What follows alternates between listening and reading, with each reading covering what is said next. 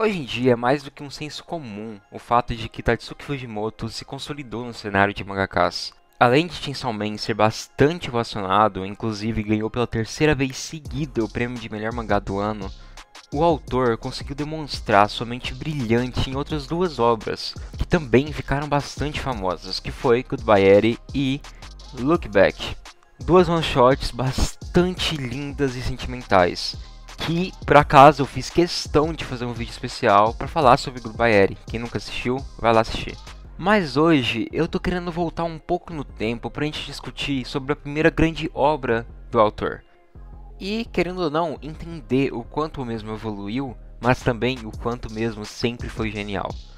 Antes de qualquer coisa, eu irei dividir esse mesmo vídeo em duas etapas, uma sem spoilers e outra com spoilers. Ou seja, caso vocês queiram ler depois desse vídeo, sem problemas, vai lá, leia e depois volta aqui e vê a última parte com spoilers. Fechou? Então, bora lá falar sobre Fire Punch. Para quem não conhece muito o Fujimoto, é necessário fazer esse disclaimer sobre a sua escrita. Esse autor gosta bastante de trabalhar sobre temas pesados. A sua escrita, ela é pesada. Ela é, por muitas vezes, bastante depressiva, inclusive. E com toda certeza a gente vai ver muito disso em Fire Punch e de uma forma bastante intensificada até. Talvez seja sim a obra mais pesada do Fujimoto, e isso não se deve apenas às coisas que vão acontecer para chocar o público. E eu digo mais isso por conta da escrita, vocês vão entender o que eu quero dizer mais pro final. O primeiro capítulo de Fire Punch é essencial e muito prático. Esse capítulo, de uma forma direta, mostra pra gente o quanto essa obra é crua e também bastante visual. E isso, por muitas vezes, fica até bem escancarado por falas de alguns personagens, demonstrando o quanto a imagem, a aparência é importante. Somos introduzidos à dupla Agni e Luna. Logo de cara percebemos que aquele mundo, que é a nossa Terra, está perdida. E isso se deve pela grande onda de frio que não para. E esse acúmulo de neve branca é sujada pela loucura do povo e pelo sangue de inocentes. Tendo a ideia base que aquele mundo está tomado pela loucura, o Fujimoto faz questão de mostrar na sua segunda página o protagonista cortando seu braço para poder alimentar o povo daquela vila. Apesar de ser extremamente doloroso e antiético, isso se torna bastante prático ao ponto que o nosso protagonista ele tem uma regeneração muito gritante. E aqui a gente entende que existem pessoas com dons, pessoas dotadas, pessoas abençoadas. E tanto Agni quanto Luna possuem essa bênção. Mas Agni faz questão de sempre se ferir em vez da sua irmã. E aqui a gente começa a perceber já esse relacionamento bastante afetivo entre os dois. O mangá faz questão de mostrar pra gente com total familiaridade tudo que está acontecendo aqui. É comum duas crianças saírem por aí distribuindo partes de seus corpos para alimentar a vila. Não há julgamento, é sobrevivência. E todo esse iniciozinho aqui é fundamental para a obra, pois aqui ela está estabelecendo o quanto esse mundo está podre. O quanto a ética está posta em xeque. A loucura, a insanidade, a vontade de sobreviver está à flor da pele de todos ali. O Fujimoto já estabelecendo toda essa ideia com bastante familiaridade nos faz acreditar em tudo que está acontecendo. Nos faz sim ficarmos chocados, mas tudo soa com muita naturalidade. E isso daqui é muito importante, pois quando eu ouvi falar sobre Fire Punch, eu vi a galera falando, olha, é muito mais pesado, tem muito mais coisa pesada aqui. Eu pensei, caralho, será que vai ser aquele tipo de obra que toda hora vai querer ficar chocando a gente? Eu não sinto isso, eu sinto naturalidade. As coisas são pesadas e as coisas acontecem de forma natural. E isso é muito importante para uma obra que quer ser vista como algo pesado, algo sujo. Isso é muito importante, sério, isso é muito importante. Outra passagem que reforça bastante isso que eu tô querendo dizer é o que também acontece logo no início, onde mostra pra gente um senhor que morreu pois ele se negou a comer aquela carne. É evidente que aqueles que tentam seguir aquela ética, aqueles métodos que pra gente é muito mais humano, vai acabar morrendo. Ou você abraça esse caos ou você morre.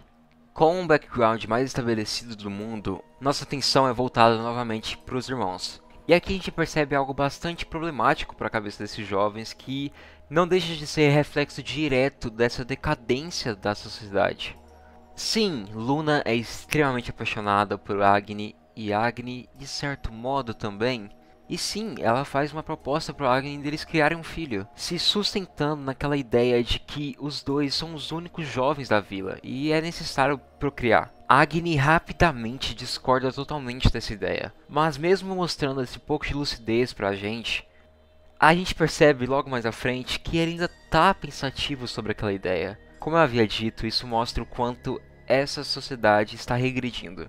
Mas nossa verdadeira história começa a partir do dia que Agni vai caçar algumas carnes para fazer para aquela vila. E ao se ver perdido em pensamentos, ele repara na chegada de um grande avião militar. E obviamente se desespera voltando para sua vila e entender o que está acontecendo. Compreendemos junto com Agni que sua vila está sendo tomada por uma espécie de exército. Exército esse que simboliza a força de Ben-Rendong, que basicamente é como se fosse um distrito. Possui uma grande população, com bastante avanços, a gente vai perceber isso logo pra frente, seguindo uma ideia de que eles estão fazendo isso pelo seu rei e de que eles vão conseguir poder suficiente para derrotar a grande causadora de todo aquele inverno, que é a Bruxa de Gelo. Se para você aparentou que todo esse discurso é bastante fantasioso, saiba que realmente. Mais pra frente entenderemos melhor como todo esse universo funciona. Entretanto, aqui já mostra indícios do quanto aquelas pessoas podem ser influenciadas por um ideal, por uma religião, por falsas promessas e falsas ideias. O líder daquele exército, o Doma, ele diz que tá ali só pra pegar uns suprimentos e que tá tudo certo, não vai acontecer nada, e que eles podem até ser reconhecidos por Ben-Rendong. Agni não gosta nem um pouco de tudo que escuta, mas fica evidente que eles vão continuar fazendo o que eles querem fazer, pois é isso. Pois eles são a força maior ali. Entretanto, tudo muda quando a gente percebe que os soldados descobriram que estão distribuindo carne humana para as pessoas. Mesmo Agni tentando dizer que aquilo é tudo mal entendido, percebemos o quanto Doma muda por completo sua feição. Ordena todos a voltarem e esquecerem daquela vila, e diz em alto e bom som que aquelas pessoas não são humanas. Se agarrando a essa falta de humanidade e aos ideais do grande rei, Doma questiona se existe algum superdotado naquela vila, e Agni recusa, pois ele sabe que isso poderia causar a escravidão de alguém, e logo após isso decide queimar por inteiro toda aquela vila. E chegamos no grande clímax desse capítulo. Percebemos que literalmente todo mundo daquela vila virou cinzas. Já Agni, para sua infelicidade, ele foi duplamente azarado. E isso acontece pois a chama de Doma só apaga quando ela tira uma vida. E como o nosso protagonista tem uma regeneração absurda, ele nunca consegue morrer. Então nesses quadros lindos, mas aterrorizantes, percebemos a agonia desse personagem. Percebemos completamente essa dor de sentir toda aquela dor queimando sua carne, queimando sua vida, mas mesmo assim regenerando para sofrer mais e mais e mais e mais. Quanto mais ele percebe que não adianta ele se regenerar, não adianta ele tentar voltar ao normal, aquilo nunca vai acabar, ele entende que ele deve morrer, pois assim ele teria certeza que estaria com sua família, podendo viver uma vida completamente diferente daquele inferno congelado, abraçando todo o futuro que poderia ter junto com sua família e junto com sua irmã. Sim, como eu disse, esse personagem sim pensa em relacionamento amoroso com sua irmã. Observamos Agni tentando pôr um fim naquilo tudo. Entretanto, sua irmã aparece e uma das suas últimas palavras é viva. Agarrando-se a um desejo que não é seu e ao ódio que constantemente, literalmente queima sua pele, Agni declara vingança contra Doma, e a gente percebe que depois de anos o mesmo conseguiu criar formas para conseguir aguentar aquelas chamas, conseguindo se locomover melhor e até mesmo pensar de uma forma um pouco mais racional. O capítulo e o início da nossa história acaba mostrando a ótica de outro personagem, o Sen. Esse que junto com outras pessoas estão sendo transportados para serem escravos. Tudo em nome de Ben-Rendong. E aqui a gente vai percebendo cada vez mais o quanto aquelas pessoas que apontam os dedos como coisas inumanas, coisas extremamente horríveis, fazem coisas até mesmo piores. A gente percebe como aqueles seres tratam aqueles outros humanos e mais pra frente a gente entende que literalmente os escravos podem ser considerados combustíveis. E quando eu falo combustíveis é literalmente isso. As pessoas que possuem poderes são presas sem nenhum tipo de mobilidade, vivendo uma vida infinita de dor, pois a todo momento eles estão gerando energia, eles estão perdendo seu poder para gerar algo maior. E isso daqui é muito pesado, muito pesado. Essas cenas mostrando praticamente uma fazenda de gente que literalmente não tem nenhum pingo de expectativa de vida, mostra o quanto essas pessoas são monstros, o quanto todo mundo ali é cruel mesmo, é um mundo muito selvagem. E Sam observa isso, pois nessa situação inicial do personagem a gente percebe que ele vai ser morto, e simplesmente porque sim. Aclamando por Deus, Sam pede uma ajuda, e não é que isso acontece. Agni aparece, esbanjando a chama daquele mundo congelado, literalmente isso, mostrando ser a chama da esperança na vida de Sam. Agni de forma rápida consegue destruir todos ali, utilizando as chamas de Doma que agora são suas. E assim se encerra o primeiro capítulo, e de certo modo assim se encerra essa introdução de Fire Punch. Antes de falarmos sobre spoilers, eu preciso vir aqui e enaltecer as inúmeras qualidades que eu encontrei nessa obra. E já que recentemente eu falei disso, bora usar isso como um gancho. Religião. Se eu estava achando que o Fujimoto estava brilhando quando o assunto era fanatismo e religião em Chainsaw Man, é porque eu não tinha visto o trabalho dele em Fire Punch. Aqui, por ele ter tido mais tempo, né? Até porque a gente está recém no arco da igreja de Chainsaw Man, percebemos que um dos pilares de Fire Punch é a discussão acerca de religião, pois aqui não demora muito para criarem toda uma mitologia em volta do Agni. Afinal de contas, uma pessoa do nada surgiu pegando fogo, um fogo infinito. Essa pessoa não morre e ela acaba ajudando algumas pessoas. Então, obviamente, que essa pessoa seria colocada em um patamar religioso, um patamar de divindade. E eu gosto muito da discussão aqui, pois a gente percebe o quanto o Fujimoto critica todo esse fanatismo, toda essa entrega por algo que você nem sabe se é verdade, fazendo aquelas pessoas se tornarem peões mesmo, fazendo tudo o que é mandado, fazendo todos os absurdos possíveis, pois além de ser permitido, é incentivado. Temos amostras de duas religiões aqui, uma que reina em Behendog e a que reina do grupo de Agni. Mesmo que a gente esteja vendo um grupo que é o vilão da história e outro que seja o protagonista da história, o mocinho, a gente percebe o quanto as duas estão estruturadas de formas semelhantes. Ao passo que ambas mentem, enganam o seu povo e obviamente se sustenta por criar uma imagem. É claro que o que acontece em Behendog é ainda pior mesmo. Aquelas pessoas são extremamente cruéis, mas é bem importante entender que Agni e seu grupo, mesmo sendo protagonistas, eles são extremamente falhos. E eu sinto que esse é outro ponto extremamente importante e forte nessa obra. Todos os humanos aqui, todos os personagens são extremamente falhos. Pô, olha esse primeiro capítulo. Nosso protagonista literalmente estava cometendo canibalismo e ainda pensando em incesto. E com o passar do tempo, a gente começa a ver o quanto ele vai se tornando cada vez mais desumano. O quanto ele mesmo vai se destruindo. E isso rola praticamente com todos os outros personagens. Temos personagens incríveis aqui, como o Sam, como o Togata, o próprio Doma, a Yuda, enfim. Temos muitos personagens fortes aqui. E se eu tô falando disso, eu preciso falar sobre o Togata. Esse é um dos personagens mais bem escritos do Fujimoto. Percebemos que ele é uma pessoa que ama filmes. Novamente, o Fujimoto colocando isso em seus personagens, colocando suas raízes. Ele é extremamente carismático, extremamente forte, e o mais interessante, que traz todo um peso narrativo em cima desse personagem. Ele é um homem trans, e tudo isso daqui é muito bem escrito. Eu genuinamente conseguiria fazer um vídeo inteiro apenas sobre esse personagem, até porque existem diversas camadas sobre ele. Mas aqui eu realmente irei me segurar para não spoiler muitas coisas. O Togata é um agente muito importante para toda essa história. Ele movimenta muita história, muito por conta da sua sagacidade. Uma das coisas mais interessantes sobre ele é todo esse fanatismo por filmes. Isso daqui vai além da referência do gosto do Fujimoto. Isso daqui mostra um reflexo direto de como essa pessoa gostaria de vivenciar vidas diferentes. gostaria de ter essa magia de um filme, de criar suas próprias histórias, criar seus próprios personagens, se transformar da forma que quiser.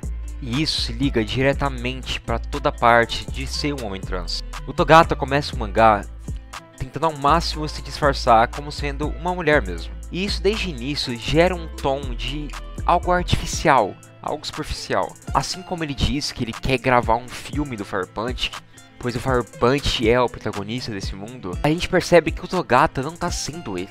Ele tá sendo um personagem. Então, apesar de ser sutil, a gente enxerga sim uma superficialidade nesse personagem. Tudo isso que eu tô dizendo ganha muito mais força quando o Togata se vê pressionado a falar sobre ele. De uma forma contra totalmente sua vontade, é exposto para inúmeras pessoas que, na realidade, a Togata é um homem em um corpo de uma mulher. E é óbvio que ele ouvir isso de alguém que ele nem se importa, alguém que ele nem considera, o magoa muito. Pois afinal de contas, essa pessoa tá considerando que não, você não é um homem, você é um homem no corpo de uma mulher. E comentar sobre esse tipo de dor é algo que é complicado, pois não é algo que eu sinto na pele. Porém, eu sinto que cada vez mais eu venho aprendendo com isso, principalmente por ter uma pessoa próxima a mim, que é trans, e só de eu ver a dor desse personagem, a dor que o Togata sentiu em ouvir tudo aquilo, e saber que ele nem consegue explicar isso para as pessoas, porque as pessoas não irão entender, eu me senti muito mal. É muito forte esse texto. Ele repetir inúmeras vezes pra Agni que não adianta ele falar porque ele nunca vai entender. Ou até mesmo um momento mais forte pra mim, que é ele simplesmente dizendo que por conta do seu poder de regeneração, ele não consegue fazer uma troca de sexo. E que isso o sufoca dia após dia, pois ele olha pro espelho e ele enxerga que aquela pessoa não é ele. E ele tem que viver se imaginando como uma mulher, pois ele não é. Ele não se enxerga dessa forma. Cara, vocês estão entendendo o quão foda é esse texto? É muito inteligente. E novamente, eu sei que isso daqui deve representar bastante uma comunidade e também deve trazer muita dor, pois eu imagino que seja algo muito doloroso. É muito triste ver o Togata tendo que vivenciar algo que ele não quer. Mesmo ele gostando de filmes, ele não quer ser aquele tipo de personagem. E ele cada vez mais tenta aceitar a ideia de que deverá gravar inúmeras aventuras de outras pessoas, mas nunca irá vivenciar o papel que ele gostaria de viver. Novamente, o Togata renderia facilmente mais um vídeo inteiro, pois ainda tem outras coisas, tem mais umas sutilezas, mas aí eu precisaria entrar em spoilers. Com a própria ideia dele imaginar o céu como se fosse uma sala de cinema. Isso daqui rende várias discussões, mas eu vou deixar por aqui, tá? Enfim, o Togata move muita história, ele é extremamente bem escrito, extremamente divertido e com certeza é o melhor personagem da obra. Eu pincelei isso já, mas eu gostaria de enfatizar isso novamente. Eu gosto também bastante como a obra julga esses acontecimentos daquela população. Ao ponto que a gente tem diversas situações onde é dito em voz alta, não, isso não é humano e tudo mais, sendo que as pessoas fazem coisas ainda piores. Então eu sinto que Fire Punch, ele beira um pouco a Devil May Cry Baby nessa questão. Que ele vai além de discutir apenas de fanatismo, ele também tá aqui para colocar bastante em pauta a natureza humana. E suas contradições, as suas belezas, mas principalmente o quão podre pode ser a humanidade. E como eu tô falando de uma forma geral aqui, eu também acho que é necessário eu falar sobre algumas coisinhas mais técnicas, talvez. Eu queria dizer sobre a história no geral e também sobre a arte do Fujimoto. Então, algumas coisas mais técnicas aqui. Primeiro, eu sinto que Chainsaw Man foi uma otimização muito grande da escrita do Fujimoto. Fire Punch é muito bom, mas eu sinto que em Chainsaw Man a gente tem um trabalho mais amadurecido do Fujimoto. E eu digo isso tanto de escrita quanto de arte mesmo. Eu sinto que algumas vezes em Fire Punch as cenas de ações me deixam meio confuso. E eu sinto que isso não acontece em Chainsaw Man. Em Chainsaw Man eu sinto que, inclusive, o Fujimoto faz de uma forma muito bem feita os seus quadrinhos. Eu consigo entender tudo o que está acontecendo. Eu acho uma leitura muito boa de se ler. Aqui em Fire Punch não acontece toda hora, longe disso. É só em alguns momentozinhos que eu sinto que eu fico meio perdido. Eu acho que às vezes fica muito poluído, sabe? Mas no grande geral a arte é magnífica. Oh, esse cara desenha demais, gente do céu, velho. Tem uns quadros aqui lindos, lindos, lindos, lindos. E sobre a história, eu também acho que foi um passo enorme que o Fujimoto teve em suas obras. Pois aqui a gente tem uma história bem mais crua, bem mais curta, que também segue aquela estrutura de Chainsaw, de ter muita coisa, muitas reviravoltas, muita coisa caótica. Mas eu sinto que essa história, ela é mais simples. E isso não necessariamente é algo ruim, sabe? Mas eu acho que ela é mais simples, ela não se importa de explicar todas as coisas. Às vezes tem umas forçaçõezinhas para as coisas acontecer da forma que deveria acontecer. Mas assim, sinceramente, não tem nada ruim aqui não. Eu só sinto que o Fujimoto claramente evoluiu bastante em sua arte. E para finalizar com essa parte sem spoilers, eu venho aqui e digo novamente. Se você ainda não leu Fire Punch e se você gosta da arte do Fujimoto, eu indico muito, muito mesmo. É uma obra tão crítica quanto Chainsaw Man. Eu acho que aqui ela se destaca ainda mais porque ela é muito escancarada, ela tá muito mais na cara, porque ela é literal assim, sabe? E sim, a obra é bastante pesada, e não necessariamente porque acontecem coisas chocantes. Eu sinto mais é que existe muito pessimismo aqui. Não necessariamente porque o Fujimoto está tratando de assunto X ou Y. Até porque existem outras obras que fazem desse uso de temática, e assim, não necessariamente essas obras são pesadas demais ao extremo. Eu fico bastante feliz em falar tudo isso e saber que o Fujimoto teve a ótica certa de olhar para essas coisas que são bastante controversas, né, bastante erradas, e ter exatamente esse peso dentro da obra. Você não vai olhar pro Agni e falar, caralho, o Agni é incrível. Não é assim que funciona. E isso daqui é muito importante, muito importante. E agora, falando sobre Agni, eu quero falar um pouco sobre spoiler agora. Olha, cara, pra falar de spoiler, eu acho que eu falaria praticamente cada momento desse mangá. É muita coisa pra comentar, meu Deus. Mas vou focar em algumas coisas pra não deixar esse vídeo extremamente longo. Qualquer coisa a gente traz outro vídeo e é isso. Um dos momentos que eu mais fiquei chocado foi toda a resolução que o Agni dá ao Doma. Toda essa sequência do Doma e o Agni conversando frente a frente, e o Agni entendendo que a vingança não ia dar certo, a vingança não iria fazer ele se sentir melhor, de que agora o Doma é responsável por criar inúmeras crianças e que seria um peso muito grande ele matar aquele homem.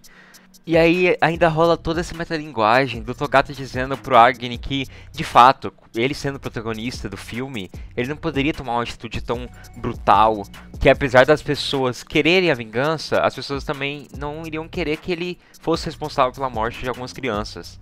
E essa sequência do Agni dizendo pro Togata que não, eu tô satisfeito, essa é a minha conclusão, eu não irei matar ninguém. E logo em seguida ele vai se lembrando dos momentos finais com a irmã. E aí simplesmente tem um corte seco e a gente vê que ele matou simplesmente todo mundo naquela casa. Essa cena é muito forte, muito forte. Como se não bastasse, logo em seguida a gente vê que o Agni obviamente surta, ele fica ainda pior. E logo acontece a morte do Togata, que me doeu tanto, meu Deus do céu. E, inclusive, esse sacrifício do Togata, eu acho que abre margem para algumas interpretações. A mais óbvia é o fato de que ele se enxergou ali como um protagonista, pois ele sempre quis salvar alguém como um protagonista, e ele conseguiu fazer isso. E ele diz isso. Porque a gente pode ter numa ótica de alguém que quer contar histórias, logo ele não poderia deixar o protagonista de sua história morrer. A gente pode partir do pressuposto que ele entendeu que o Agni realmente pode ser um ponto de virada para uma sociedade inteira, que ele realmente pode ajudar eles, que ele realmente pode causar algo bom para o mundo. A gente pode até mesmo entender que o Togata viu uma forma de alcançar o que ele queria, de uma forma heróica, de uma forma de um baita clichê de um filme. Então assim, eu acho interessante toda a vontade que o Togata tem de salvar o Agni nesse momento. Acho bem curioso, mas não queria que tivesse morrido. É muito triste, mano. Oh, é muito triste, velho. É muito triste isso aqui, mano. E falando sobre tristeza, pra mim, o que o Fujimoto faz nessa reta final, logo após a morte do Togata, é uma das coisas mais... Nossa, mano, é muito cruel isso aqui. E aqui entra a parada que eu falei pra vocês, das nuances, da sutileza que a escrita do Fujimoto começa a trabalhar aqui. Porque, bora lá, apesar de a gente estar acompanhando uma história de pessoas que são falhas, pessoas que são bastante erradas, mas a gente entende alguns dos seus erros, obviamente, a gente percebe que tem personagens ali que possuem moral e que vão evoluindo a partir da história. O Agni é um exemplo claro disso. A gente percebe que ele tem muitas falhas, e isso vai além do fato de que o cérebro dele começa a pegar fogo, né, por conta das chamas. O Agni realmente é uma pessoa com muitos conflitos. Ele é uma pessoa falha, eu gosto bastante disso. Só que ele vai se transformando em uma pessoa melhor. Ele começa a ter mais princípios, ele começa a conseguir ajudar algumas pessoas, mesmo cometendo erros antigos. Porém, pós-morte do Togata, o Fujimoto pega muito pesado com esse personagem. Porque eu sinto que depois disso, a gente começa a ver uma jornada do Agni se despedaçando de pouquinho em pouquinho. Chegando ao ponto que eu terminei essa obra e fiquei, caralho, mano. De fato, a única forma dele se encontrar melhor era renascendo mesmo, mano. E isso é muito deprimente, mano, porque ele tentou ser uma pessoa boa, ele tinha princípios e depois ele começou a acreditar de que não, a Yuda é realmente aluna, de que sim, ela é parecida, então ela é, então eu vou me apaixonar por ela, eu vou cuidar dela do jeito que deveria ser cuidada. Caralho! E ele não consegue sair disso, ele não consegue sair também de toda a brisa da vingança, de querer matar as pessoas. Ele só vai se destruindo por culpa unicamente dele. E particularmente, isso daqui pra mim foi a coisa mais pesada de toda a história. É muito deprimente essa reta final, velho. Eu lia todo o capítulo falando, não, por favor, não faz isso, Agni, não faz isso, para! E outra coisa que também foi muito deprimente foi ver o quanto a Yuda... Cara, é complexa a situação dessa personagem aqui, tá? Ela se ferrou muito nessa história. Ela em nenhum momento concordou que era algo positivo sustentar toda aquela mentira pra aquela capital. Ela só queria morrer e no final das contas ela foi sentenciada a ficar vivendo praticamente infinitamente no vazio. Sem contar que ela aceitou viver uma vida de mentiras pra tentar ter alguma forma de escape. Mano, isso daqui é muito pesado, velho. E o Sun é outro que entra em um looping de fanatismo religioso pro Agni, que, caralho, é muito autodestrutivo. Sério, ele fica muito louco. E assim, era inevitável ele morrer ali. Todo o arco também em volta de Behendog é bem bom. Gosto demais do clique que o Agni tem ali naquela reta final, que ele acaba decidindo salvar todo mundo. Mas eu tô vendo que o vídeo tá ficando cada vez mais longo, e eu acho que eu consegui comentar de forma rápida as coisas que eu queria comentar. Então eu vou ficar por aqui, mas se vocês quiserem mais vídeos de Fire Punch, eu tenho planos pra fazer, mais alguns, pelo menos mais um. Então me falem, tá? E novamente, é muito boa essa obra, muito boa essa obra. É realmente outro clássico. É bizarro como o Fujimoto vem conseguindo criar clássicos. Então, eu acho que vou ficar por aqui. Eu tinha muito mais coisa pra falar, mas não quero fazer esse vídeo ser gigante. Então, eu acho que é um tempo legal. Acho que 30 minutinhos foi bom. Bom pra gente começar a introduzir Fire Punch aqui no canal. Novamente, caso vocês queiram mais vídeos sobre, comentem aqui. Eu espero muito que vocês tenham gostado desse vídeo. Eu gostei bastante de comentar sobre essa obra, mas ao mesmo tempo eu fiquei muito confuso com o que eu iria comentar. Ainda tem mais coisas, igual eu tô falando, tem muita coisa pra falar sobre. Quanto mais eu vou falando, mais vejo que tem mais coisa pra falar, é complicado.